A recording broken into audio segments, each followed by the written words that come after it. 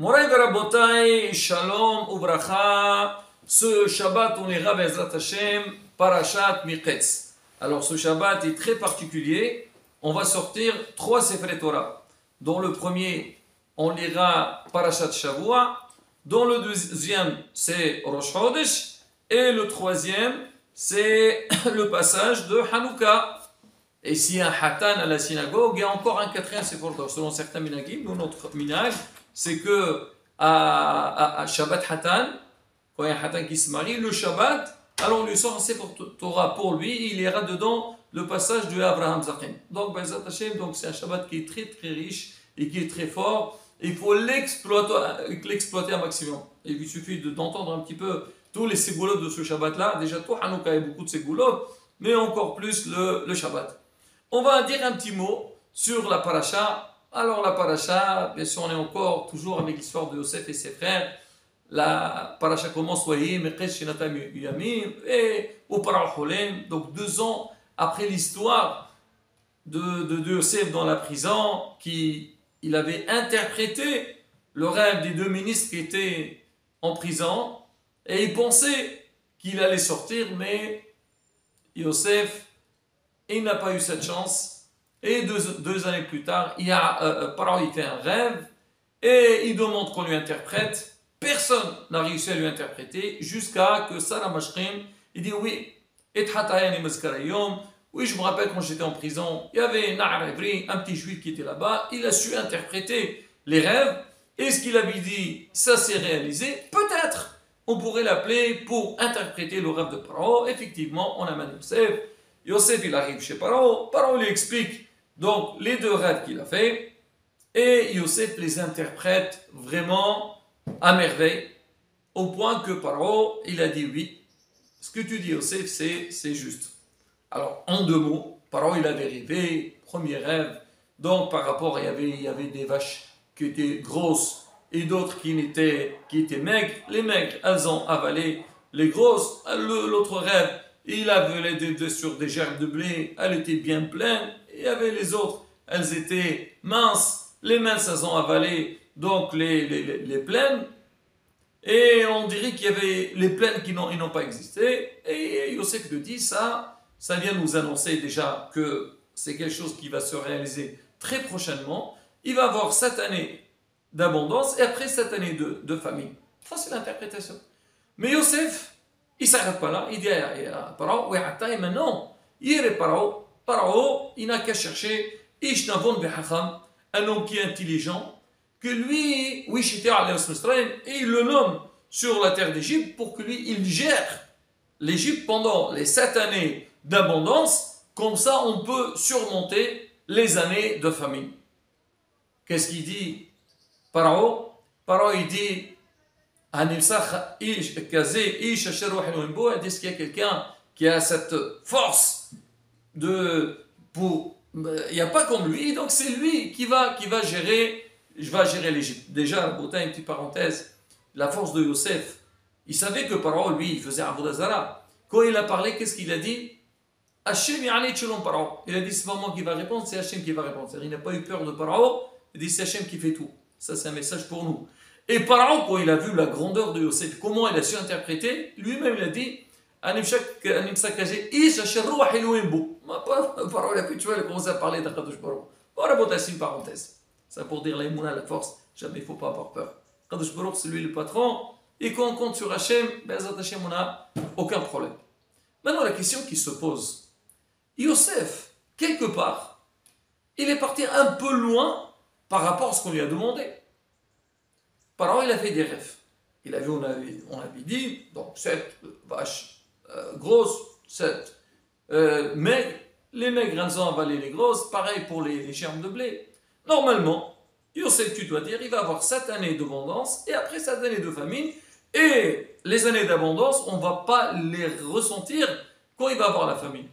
Mais que Yosef, toi, comment tu te mêles? Tu dis, ah, alors maintenant, il faut nommer quelqu'un et tout. Dis-moi.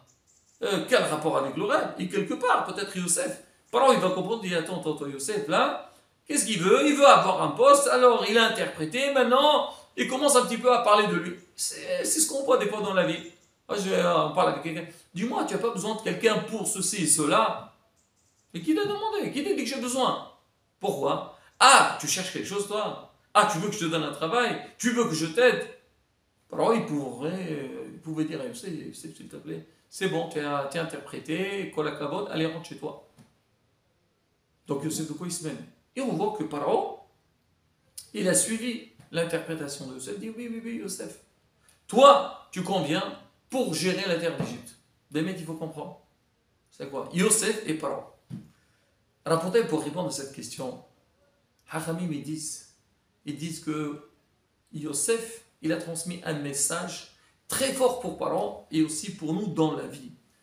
Yosef, en fait, ce qu'il voulait dire à Paro, il dit Paro, maintenant c'est une réalité. On va passer des moments, c'est vrai, il y aura une grande abondance, il va y avoir une grande famille, mais il faut savoir gérer tout ça. C'est qui va pouvoir gérer ça? S'il faut un homme qui est sage, quelqu'un qui voit, il anticipe l'avenir, il voit ce qui va se passer plus tard.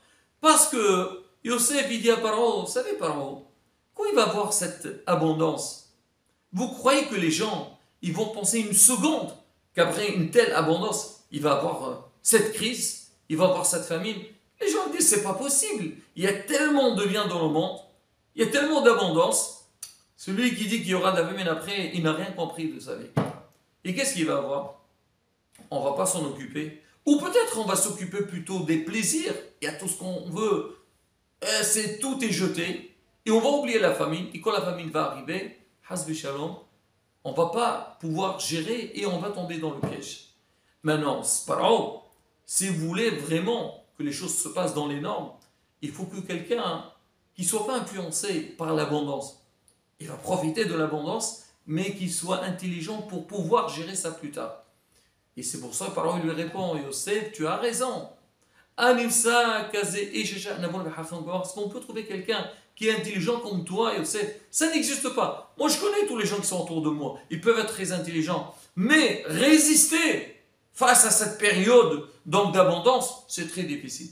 Donc Yosef, quand il a proposé à Paro, en fait, c'était le complément du rêve. Ce n'était pas quelque chose qui est séparé du rêve. C'était vraiment, c'est ce qu'il fallait faire. Parce que ça ne suffit pas d'avoir la réponse. La force, c'est comment gérer ça. Et bien, c'est ce qu'on voit dans la vie. Beaucoup de fois, on voit des gens, ils galèrent, ou ils font énormément d'efforts pour arriver à un certain stade. Mais une fois qu'ils ont atteint leur but, là, on voit, ils lâchent tout. Ils pensent que ça y est, tout est acquis, et maintenant, on peut dormir, on peut laisser passer. Non, Rabotai, c'est pas comme ça que ça marche. C'est vrai, l'homme, il doit faire les efforts nécessaires pour arriver. Mais une fois que tu atteins ton but, Baruch Hashem, tant mieux pour toi. Mais il faut savoir comment tu vas gérer. Tu vas faire des affaires. Voilà, tu as fait une demande, tu veux, je ne sais pas, qu'on te prenne de l'argent, tu veux trouver un magasin où tu peux trouver des bons clients, tu as trouvé les meilleurs produits. Et tu peux pas dire, ah ça y est, j'ai tout ce qu'il faut, et maintenant je me repose. Non, il faut avancer. Parce que si, Hazvé Shalom, toi, une fois que tu atteins ton but, après tu te relâches, tu as tout perdu. Pareil aussi, au niveau de la vie du couple.